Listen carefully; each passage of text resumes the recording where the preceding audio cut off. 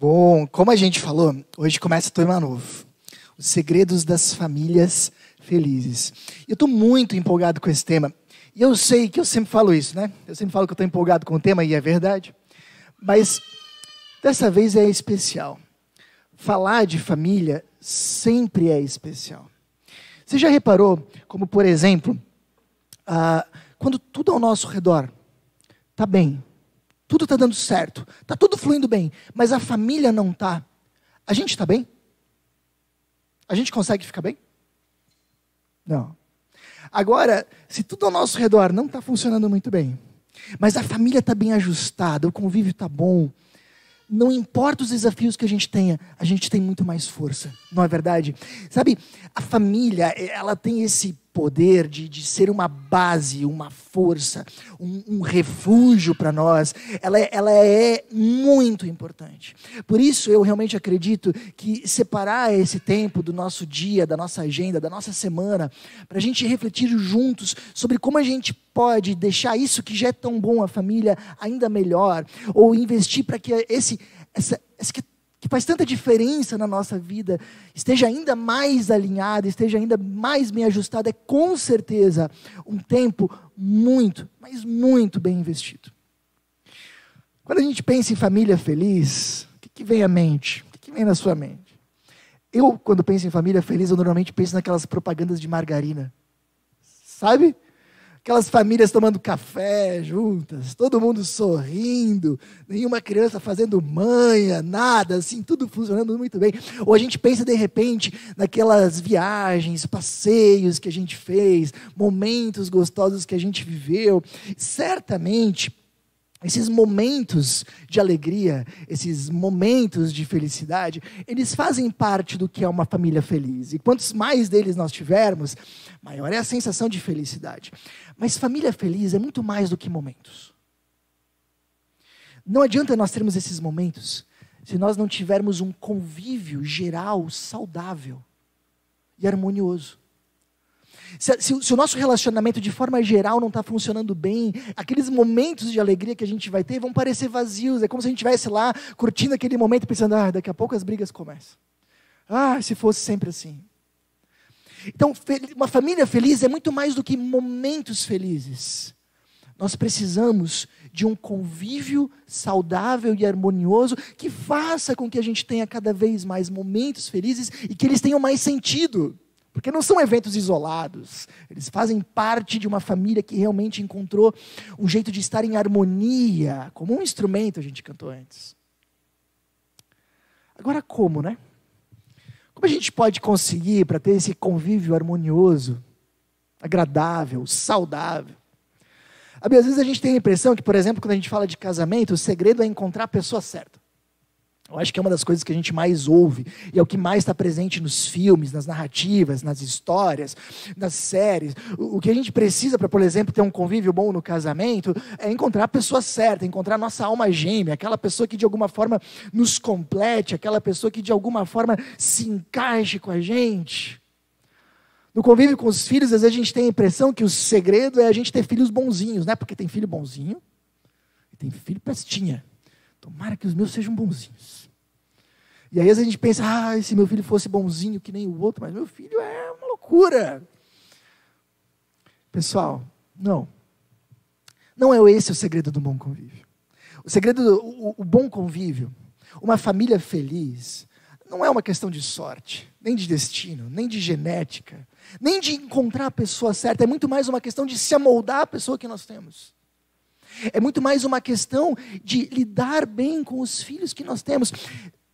Esse convívio geral, saudável e harmonioso, ele é fruto das atitudes diárias certas. As atitudes diárias certas. Se a gente conseguir ter diariamente as atitudes corretas, a gente com o tempo constrói uma família feliz. Constrói. E aí vem a grande pergunta, quais são as atitudes que a gente pode ter para construir uma família feliz? Que atitudes são essas? Que segredos são esses? E esse vai ser o tema dessa série de mensagens. Cada semana a gente vai ver uma atitude essencial para que as nossas famílias construam um convívio saudável e tenham momentos de felicidade. Hoje, para mim, é uma atitude muito importante, que foi ensinada há muito tempo por ninguém mais, ninguém menos do que o próprio Jesus. E a gente encontra ela de uma forma singular em João 13, 1 a 17. Você pode acompanhar aqui, diz o seguinte, olha só. Antes da festa da Páscoa, Jesus sabia que havia chegado sua hora de deixar este mundo e voltar para o Pai. Ele tinha amado os seus discípulos durante seu ministério na terra e os amou até o fim. Estava na hora do jantar. E o diabo já havia instigado Judas, filho de Simão Iscariotes, a trair Jesus. Jesus sabia que o Pai lhe dera autoridade sobre todas as coisas e que viera de Deus e voltaria para Deus. Assim, levantou-se da mesa, tirou a capa e enrolou uma toalha na cintura. Depois derramou água numa bacia e começou a lavar os pés de seus discípulos, enxugando-os com a toalha que estava em sua cintura. Quando Jesus chegou a Simão Pedro, este lhe disse: "O Senhor vai lavar os meus pés", Jesus respondeu. "Você não entende agora o que estou fazendo, mas algum dia entenderá." "Lavar os meus pés? De jeito nenhum", protestou Pedro. Jesus respondeu: "Se eu não os lavar, você não terá comunhão comigo." Simão Pedro exclamou: "Senhor, então lave também minhas mãos, a minha cabeça, e não somente os pés." Jesus respondeu: "A pessoa que tomou o banho completo só precisa lavar os pés para ficar totalmente limpa. E vocês estão limpos, mas nem todos." Pois Jesus sabia quem o trairia. Foi a isso que se referiu quando disse: "Nem todos vocês estão limpos." Depois de lavar os pés deles, Jesus vestiu a capa novamente, retornou ao seu lugar e perguntou: "Vocês entendem o que fiz? Vocês me chamam mestre e senhor, e têm razão, porque eu sou. E uma vez que eu, seu senhor e mestre, lavei seus pés, vocês devem lavar os pés uns dos outros. Eu lhes dei um exemplo a ser seguido. Façam como eu fiz a vocês. Eu lhes digo a verdade, o escravo não é maior que o seu senhor, nem o mensageiro é mais importante que aquele que o envia. Agora que vocês sabem estas coisas, serão felizes se as praticarem." Deixa eu primeiro comentar algumas coisas do contexto aqui, para vocês entenderem o que está acontecendo. Primeiro, é a última noite de Jesus com seus discípulos. Imagina você, que você passou alguns anos da sua vida investindo num grupo de pessoas, que agora vão ter a tarefa de conduzir tudo aquilo que você fez adiante, na sua ausência. E agora você está na última noite com eles, é a última noite. É o último momento, as últimas horas. Me diz uma coisa, você gastaria esse tempo com qualquer coisa? Não, né? Você gastaria esse tempo em ensinar aquilo que é o mais essencial de tudo. Jesus faz isso. Jesus faz isso. Para a gente entender um pouco do contexto da época, é importante que a gente perceba que naquela época lavar os pés era um hábito muito comum e importante. As pessoas na época de Jesus, elas não sentavam em mesas como vocês sentam. As mesas, eles não sentavam em cadeiras. As mesas, por isso, eram pequenas, tipo mesa de centro na nossa sala. As pessoas sentavam no chão e comiam naquela mesa pequena. Por causa disso, elas ficavam muito perto dos pés uns dos outros. E aí você imagina, era um lugar bem árido, cheio de poeira, areia, todo mundo usava calçado aberto e muitos nem usavam calçado. Você imaginou como deveria ficar ruim esses pés aí? Então era essencial, antes de uma refeição, lavar os pés. Mas o mais importante é quem fazia isso. Cada um lavava o seu? Não. Lavar os pés era uma tarefa de escravo. Casas que tinham escravos, eram os escravos quem lavavam os pés. E se uma casa tinha mais de um escravo, era o escravo de menor valor que fazia isso. O de menor valor, o novato, era ele que lavava. Bom, e numa casa onde não tem escravos? Alguém tinha que fazer. Só que ninguém queria, porque era um trabalho bem degradante, não era um trabalho legal. Você já imaginou como é que seria isso aí? E aí imagina, Os discípulos de Jesus estão lá. Eles olham para aquela situação, todo mundo com o pé sujo, eles vão ter uma refeição, e eles provavelmente devem pensar assim, alguém deve fazer alguma coisa, né? Pois é, alguém tem que fazer alguma coisa. Mas olha só, ninguém está fazendo nada. Olha o Pedro, deveria fazer alguma... Não está fazendo. E ninguém faz nada. Talvez por receio, pensando assim, se eu fizer, o que os outros vão pensar? Sabe como é que é? Então, se eu lavar os pés dos outros, daqui a pouco eles vão abusar. Daqui a pouco, sabe como é que é? A gente dá a mão, querem o braço, né? Daqui a pouco vai todo mundo ficar folgado comigo, aí eu vou ter que fazer isso sempre. Talvez esse tipo de luta começou a ter neles. Mas fato é que ninguém, sabendo o que tinha que ser feito, ninguém faz nada. E aí, de repente, o mais improvável deles levanta Jesus. Por que o mais improvável? Porque de todos ele não era o menos importante. Pelo contrário, ele era o mais importante. Ele era o líder, ele era o mestre. Jesus levanta. Jesus tira a capa. Isso é importante, porque sabe como é que um escravo se vestia? Um escravo se vestia só com as suas vestes. Uma pessoa livre se vestia com as suas vestes e com a sua capa. Tirar a capa é assumir o lugar de escravo. Jesus tira a capa, assume o lugar de escravo e começa a lavar os pés dos seus discípulos. Mas aí, tem mais uma coisa. Quando ele termina, ele diz bem assim para eles. Coloca a sua capa e fala para eles. Vocês têm que lavar os pés uns dos outros. Eu dei para vocês, e ele fala exatamente isso, um exemplo a ser seguido. Vem cá, pessoal.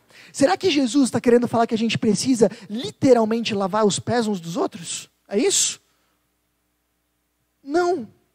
Jesus está dizendo aqui, ele está usando isso como um princípio, como uma metáfora que descreve um princípio de vida para todos nós. Ele está dizendo, nós precisamos, se nós queremos ser seguidores dele, precisamos aprender a servir. E aí ele acrescenta algo que mata a charada, ele diz, e se vocês praticarem essas coisas, vocês serão o quê? Felizes. Felizes. Jesus está dizendo, o segredo para uma vida feliz, e a gente sempre fala tanto de querer ser feliz, né? O segredo para uma vida feliz, o segredo para uma família feliz, é aprender a servir. O segredo para uma vida e para uma família feliz é aprender a servir. Mas o que eu acho fantástico dessa história é que Jesus, de uma forma muito visual, ele deixa absolutamente claro o que é servir. Servir para Jesus é estar atento à necessidade dos outros. E quando a gente perceber a necessidade dos outros, a gente age. Sem se importar em ficar por baixo, ou com o que os outros vão pensar, se eles vão se aproveitar, ou se eu tenho tempo. Para Jesus, servir é estar atento às necessidades de quem está ao meu redor. E quando eu percebo uma necessidade, como no caso os pés sujos, mas podem ser necessidades emocionais, eu venço as minhas resistências, que estão lá, e faço algo. E a gente tem resistência, né? Se a gente pensa assim, eu vou fazer alguma coisa, tá sendo necessário, precisa alguém fazer isso aí. Você já sentiu isso, de pensar assim, se eu fizer isso, será que eles não vão se aproveitar de mim? Se eu fizer isso, será que daqui a pouco eles não vão estar montando em mim? Se eu fizer isso, será que daqui a pouco meus amigos não me chamam de pau mandado, porque eu estou obedecendo a minha esposa? Se eu fizer isso, o que os outros vão pensar? Já pensaram isso? Mas Jesus ensina a gente a vencer essas resistências, identificar necessidades e agir. Agora eu quero que vocês imagina comigo, o impacto que isso teria se a gente saísse daqui realmente decidido a praticar isso. Então imagina aqui comigo que de repente o marido chega em casa. E o marido chega em casa, louco para se esparramar um pouquinho no sofá, louco para mexer um pouquinho no celular, né? Porque todo mundo gosta um pouquinho, tá louco para descansar um pouco, porque o dia de trabalho foi puxado. Agora imagina que ele olha e aí ele vê a esposa moada num cantinho, meio triste, meio cabisbaixo. E ele está com uma vontade louca de não fazer nada, de ficar para si, mas ele aprendeu que ele precisa lavar os pés dela. Ele viu uma necessidade. Ele precisa vencer essas barreiras e ele precisa fazer algo. E agora esse marido vai lá. Diz, querida, eu percebi que você está meio cabisbaixa, você não está normal. Aconteceu alguma coisa? Como é que foi seu dia? Me conta. E aí eles conversam.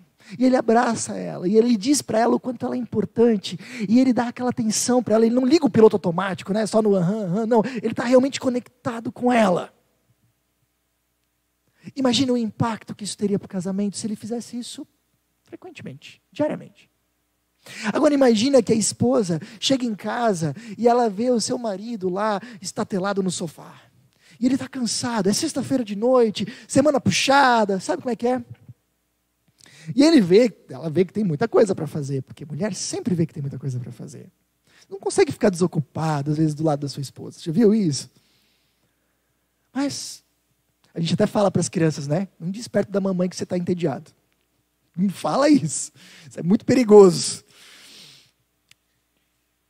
Agora, imagina que a esposa vê a necessidade de cansaço do seu marido. Muita coisa para fazer, mas ela viu uma necessidade. E ela vence as suas barreiras. E ela faz algo. E ela, de repente, sei lá, ela pode ir na cozinha, pegar na despensa alguma coisinha gostosa, fazer um pratinho bonitinho, levar lá e dizer, meu amor, eu estou vendo que você está cansado. Trouxe aqui uma coisinha para você. Que impacto isso teria? O que isso construiria? Uma família feliz. Agora imagina um pai que chega em casa e vê sua menina, sua filha, num cantinho lá, brincando de bonecas. Meio tristinha, meio entediada. E ele lembra, poxa, essa semana foi meio corrida, não consegui dar tanta atenção para ela. E a minha filha tem necessidade de pai. E, aliás, o pai é muito necessário para a autoestima, para a construção da autoestima das crianças. Muito importante. O pai tem um papel fundamental na construção da autoestima das crianças. E aí, agora, o pai que também está louco para tomar um banho, para, sei lá, ver uma série, ele viu uma necessidade. E ele vai lá e faz algo. E ele senta no chão e começa a brincar de boneca com a filha. Ah, brincar de boneca, o que os outros vão pensar não importa. Importa que ele quer lavar o pé da sua filha. Esse é o princípio. Gente, a gente fala muito sobre servir, e a vida do cristão é servir, e é mesmo. A gente precisa entender que servir não é uma atividade pontual, servir é um estilo de vida. O nosso radar deveria estar sempre ligado. Servir não é um voluntariado que a gente faz uma vez por mês, embora é muito bom que a gente faça esse tipo de voluntariado, recomendo, mas servir é muito mais do que isso. Significa a gente estar atento às necessidades da nossa esposa, dos nossos filhos, do nosso marido, dos nossos pais. Aliás, não falei dos filhos. Imagina o filho que chega em casa, filho adolescente, o que gosta de fazer quando chega em casa? Desculpa, Vitor. Ir para o quarto. Adolescente normalmente gosta de ir para o quarto, normalmente. E aí imagina o adolescente chegou em casa, louco, sexta-feira, acabou a escola, chega em casa, vai para o quarto, fecha a porta, joga a mochila, liga o computador, vou jogar com os meus amigos. Mas quando ele passou na sala, ele viu seu pai e sua mãe lá, tomando chimarrão. E aí de repente esse adolescente ele tem uma iluminação na sua mente. E ele consegue perceber que os pais não são uma máquina de dar coisas, só de prover coisas. Não é só uma mão única, eles não estão sempre lá para dar. Eles também são seres humanos que também precisam receber de vez em quando. Pais são seres humanos. E ele começa a entender que o afeto do filho é muito importante para o pai, e é mesmo. É mesmo. Então aquele adolescente, Desliga seu computador. Abre a porta do seu quarto. Vai para a sala. Senta do lado dos seus pais e toma chimarrão com eles. Já pensou? Não é muito difícil, né? E aí ele começa a perguntar do dia, da família, como é que está a empresa? Faz tempo que ele não pergunta do pai, como é que está a empresa? Como é que era no teu tempo? Como é que foi o teu início no mercado de trabalho? É legal a gente ouvir essas histórias. O que esse adolescente está fazendo? Lavando os pés dos pais, aprendendo a servir. Identificou uma necessidade, fez algo. Dá para entender? E o que a gente constrói com isso? A gente constrói uma família feliz. Sabe, pessoal, o maior dilema para muitas famílias é que elas sabem o que precisa ser feito, mas esperam o outro. Eu já aconselhei muitos casais, faço isso até hoje. E aliás, se um dia alguém precisar que está assistindo a gente ou daqui conversar comigo, eu atendo isso com toda alegria. Para mim é muito importante cuidar dos casamentos. A grande maioria dos casamentos, o marido sabia exatamente, que eu atendi isso, o marido sabia exatamente o que fazer. A esposa sabia exatamente o que fazer. Mas um esperava pelo outro. A maioria dos pais sabe o que precisam fazer pelos seus filhos. A maioria dos filhos sabe o que precisam fazer pelos seus pais. Mas um espera o outro. Jesus vai na contramão e diz, viu uma necessidade? Viu? Faz. Não uma vontade, uma necessidade. Faz algo. Bom, mas Jorge, bom seria, né? Só que eu não tenho tempo. A vida é corrida, né? Para mim ficar aí brincando, ajudando, conversando. A vida é aqui, ó. A vida de pastor deve ser mole, trabalha só no domingo. Não, não é verdade. Olha só o que esse pastor aqui, da Alemanha, falou certa vez. Aquele que se preocupa com a perda de tempo provocada por esses pequenos atos triviais de ajuda, normalmente está dando demasiada importância à própria carreira. O que ele está dizendo é, se você está ocupado demais para ajudar os outros, acorda. Você está dando importância demais para você mesmo. Uau. Bom, mas Jesus não fala isso para os seus discípulos, porque agora eles vão penar o resto da vida. Não, Jesus está dizendo, se vocês fizerem isso, vocês vão ser felizes. Gente, vocês serão felizes se praticarem isso. Em Atos 20, há uma citação de novo de Jesus que diz, a maior felicidade em dar do que em receber. A maior felicidade em dar do que em receber. Servir não vai deixar a nossa vida pesada ou triste, vai deixá-la feliz. E sabe que isso já foi comprovado cientificamente? Queria que vocês ouvissem aqui um vídeo muito legal que vai falar sobre isso. Olha só, num podcast do Simon Sinek, falamos várias vezes dele, um cantor. E aí esse cantor contou pra ele assim, cara, um dia eu parei na Starbucks, né, e era drive-thru, nos Estados Unidos tem esse negócio, né, drive-thru do Starbucks, fui pegar um café, aí eu pensei assim, ó, vou pagar pra mulher que tá vindo atrás. Viu que era uma mulher vindo atrás? Vou pagar pra ela. Chegou no caixa, falou, ó, cobra o meu, cobra da mulher de trás. Pagou pra mulher de trás e falou assim, ó, você fala pra ela, ó, o cara da frente pagou e ele disse que você é amada. Era isso, né? Aí ele falou assim pro Simon Sinek, cara, eu saí, eu nem sei quem é a mulher, eu não vi entregando, mas eu saí com uma adrenalina, cara, feliz da vida. Aí o Simon Sinek parou ele e falou assim, cara, deixa eu te explicar o que estava acontecendo. Pesquisadores descobriram que quando você faz um ato de serviço desinteressado, ou seja, você não está esperando nada em troca, não é uma troca. Quando você faz um ato de serviço desinteressado, é liberado ocitocina no seu corpo. Para quem não sabe, a ocitocina é o hormônio que é liberado no corpo da mulher no parto. Por que ela apaixona pela criança? Momento de dor e ela apaixona pela criança na hora. Porque tem uma descarga de ocitocina nela na hora. Esse hormônio do parto é liberado no nosso corpo quando alguém faz um ato de serviço desinteressado. Sem esperar nada em troca. Sem esperar nada em troca. Aí ele falou assim, só que a pesquisa foi além. Eles descobriram que quem recebe o ato de serviço recebe uma descarga de ocitocina. E aí eles foram além. Eles descobriram que quem assiste o ato de serviço desinteressado tem uma descarga de ocitocina. Ou seja, a mulher do caixa saiu se sentindo melhor, a pessoa que recebeu estava se sentindo melhor e quem deu estava se sentindo melhor que todo mundo. E aí esse menino contou que ele perdeu a mãe muito cedo, assim, jovem, assim, né? Fazia já uns 10 anos que a mãe tinha morrido. E ele falou que um dia ele estava cantando numa cidade, né? E aí ele estava hospedado num hotel. E aí ele foi tomar café da manhã no hotel e entrou 3 mulheres. E aquelas mulheres lembravam a mãe dele. Ele se lembrava da mãe dele. Ele falou assim, não sei porquê, quando eu bati o olho, me lembrei da minha mãe. E bateu uma saudade. Falei, poxa, eu queria tomar um café, minha mãe, pagar um café para minha mãe. E aí me veio um pensamento. Sua mãe morreu, não tá mais aqui, mas as 3 estão. Paga para elas um café, ué. Ele ficou meio acanhado, tipo, não sei se eu vou, tal. Aí tomou coragem, levantou e foi. Aí ele chegou lá, falou assim pras mulheres, né, me perdoa, incomodar, tal. Mas, cara, quando vocês entraram, eu lembrei da minha mãe. Faz uns 10 anos que minha mãe morreu. E me deu uma saudade, vontade de tomar um café com ela. Será que eu poderia pagar o café de vocês? Aí ele disse que uma delas levantou. Andou assim, deu a volta na mesa, andou, parou na frente dele e falou assim, o meu filho morreu semana passada e ele tinha exatamente a sua idade. Abraçou ele e os dois ficaram chorando no meio do restaurante. Du, o que você está experimentando agora?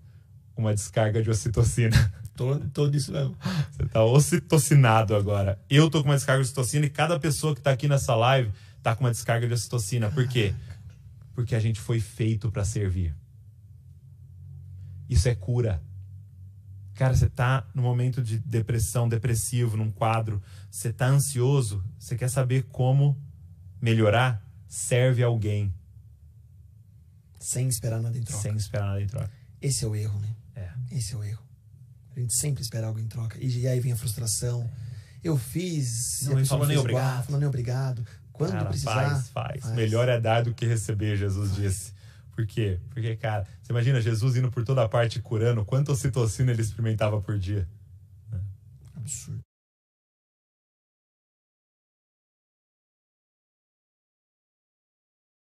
Fomos feitos para servir. E o servir nos traz o quê? Felicidade. Jesus já tinha dito, mas hoje realmente é comprovado. Então, pessoal, o princípio hoje é: famílias felizes aprenderam a servir. E por servir nós entendemos olhar as necessidades do outro, agir e vencer as resistências. Essa é uma das partes mais importantes. Se não há mais.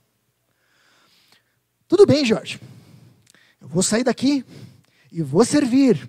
Eu vou estar atento às necessidades das pessoas ao meu redor, na minha família, no meu trabalho, no meu condomínio. Eu vou ajudar as pessoas, eu vou lavar os pés sempre que eu tiver oportunidade. Ótimo, que bom, vai em frente. Mas eu preciso dizer uma coisa para você. Se você não fizer isso pela motivação certa, você vai parar em algum momento, você vai ficar pelo caminho, você vai desistir. De novo, se você não aprender a servir pela motivação correta, você ainda não vai viver esse princípio de uma forma consistente na sua vida. A maioria das pessoas, quando se decide a servir alguém, qual que é a motivação? A motivação é o outro. E essas pessoas que se motivam pelo outro, elas estão constantemente avaliando se a outra pessoa merece ou não merece ser servida. Ah, se comportou bem, então tudo bem, eu vou fazer. Ah, está me tratando bem, então tudo bem, eu vou tratar bem também. Essa pessoa está constantemente, a motivação dela é o outro, ela está avaliando, merece ou não merece? Fez por merecer ou não? E aí, é claro, a gente nunca vai fazer isso no que realmente é necessário, porque afinal de contas, a maioria das pessoas não merece sempre, a gente tem as nossas falhas. Quem faz isso fica pelo caminho. Outro tipo de motivação é olhar para você mesmo. É aquela pessoa que já deu um passo a mais, ela entendeu que fazer isso pelos outros não adianta, porque daí ela não vai fazer de forma suficiente. Então ela pensou assim, não, eu vou fazer por mim mesmo, eu quero ser feliz, é importante para mim, eu vou fazer por mim, não pelo outro. E aí já é bem melhor, porque a pessoa que faz isso por ela mesma, ela pelo menos vai fazer muito mais. Mas vamos lá. Ela está fazendo ainda por uma razão egoísta, certo? Eu vou te ajudar, porque eu quero ser feliz. Isso é altruísta? Não, não é. Então também não é a solução ideal. Mas tá, Jorge, se não é pelo outro e não é por mim mesmo, por que então? Porque não tem outra alternativa. É isso, ou é pelo outro, ou é por mim. Não é por nenhum dos dois. Vocês viram que quando Jesus está lavando os pés dos discípulos, quando ele para no Pedro, o Pedro reluta e ele diz para o Pedro: se eu não lavar os teus pés, você não terá comunhão comigo, você não terá um relacionamento comigo. Me diz uma coisa, Jesus está falando dos pés mesmo de Pedro? Não. O que Jesus está dizendo para Pedro é: se você não deixar eu te servir, você não pode ter um relacionamento comigo. Por que Jesus está falando isso? Porque ele estava prestes a fazer o maior serviço da história. Na eternidade, ele olhou para nós e viu a nossa maior necessidade: o nosso pecado. O nosso pecado nos separava de Deus, quebrou o nosso relacionamento com Deus de forma irrecuperável. Esse pecado começou a deformar a nossa vida emocional, relacional, em todas as nossas áreas. Mas esse Jesus que viu a nossa necessidade, ele se fez um ser humano, desceu do céu, ele fez algo, ele venceu todas as resistências da história. E ele vai depois até uma morte, a morte de cruz. É disso que ele está falando. Lá ele paga o preço dos nossos pecados, no maior servir que alguém poderia fazer na história da humanidade. E depois ele ressuscita, e a partir da ressurreição dele, nós podemos viver com Deus, e o Espírito de Cristo, o Espírito de Cristo que tanto serviu, que tanto amou, que tanto ama, passa a morar em nós quando nós cremos nele. E agora a gente entende: peraí, eu não sirvo o outro pelo outro, porque muitas vezes ele não vai merecer. É assim. Eu não sirvo o outro por mim mesmo, eu sirvo o outro por amor a Jesus. É como se Jesus estivesse dizendo assim: você não quer conversar com a tua esposa, né? Porque ela foi rude com você antes. Eu sei. Mas se você não quer fazer isso por amor a ela, não tem problema. Faça por amor a mim, que morri na cruz no teu lugar, que lavei os teus pés, que te servi. Faça por mim. De repente um filho está um pouco amargurado porque recebeu uma repreensão de seu pai, e ele também não quer servir mais os pais, não quer falar nada com os pais, não quer nem conversar com os pais. E aí de repente é como se Jesus chegasse do nosso lado e dissesse assim: você não quer abraçar seu pai, né? Não. Você acha que ele não merece, né? Não. Não precisa fazer pelo seu pai. Faça por mim. Faça porque eu dei a vida por ti. Você não faz para conseguir algo em troca. Você faz porque eu já te dei tudo. Você faz motivado pela minha graça, pelo meu amor. Não espere a sua esposa, não espere seu marido, não espere seu colega, não espere seu chefe, não espere seu filho, não espere seu pai. Viu uma necessidade, faz algo. Por quê? Porque quando Jesus viu a tua necessidade, ele desceu do céu e foi até uma cruz para fazer algo por você. Essa é a questão. Como cristãos, a gente é chamado não só a lavar os pés da nossa família, a gente começa pela nossa família, mas a gente é chamado a lavar os pés do mundo, seja a luz do mundo, Jesus falou. E esse servir, ele começa na nossa família, mas ele precisa se estender para os nossos colegas, funcionários, chefes, para os nossos vizinhos. Para quê? Para que mais pessoas conheçam esse amor de Jesus, se tornem lavadores de pés. E aí você imaginou que revolução a gente está começando? Quer fazer parte disso? Avalie. Sua postura predominante na sua família é de servir ou ser servido? Você é o cara que pega a toalha e serve? Ou você é a pessoa que fica lá sentado esperando, dizendo: alguém deveria fazer alguma coisa, né? Por que não se mexe? Quem é você? Avalie. Existem necessidades da sua família que você não está dando atenção. Às vezes você está dando atenção só para necessidades materiais e visíveis. Às vezes você não está dando atenção para necessidades afetivas que são tão importantes quanto. Como é que estão os teus filhos? Como é que estão o teu cônjuge? Como é que estão os teus pais? As necessidades deles estão sendo supridas? Tem algo que você possa fazer? Decida lavar os pés. Só isso. Decida lavar os pés do seu marido e da sua esposa. Decida lavar os pés dos seus filhos. Decida lavar os pés da tua sogra. Não, da sogra não, da sogra também. Dos teus colegas de trabalho. Dos teus pais. Seja um seguidor de Jesus e aprenda a lavar os pés do mundo.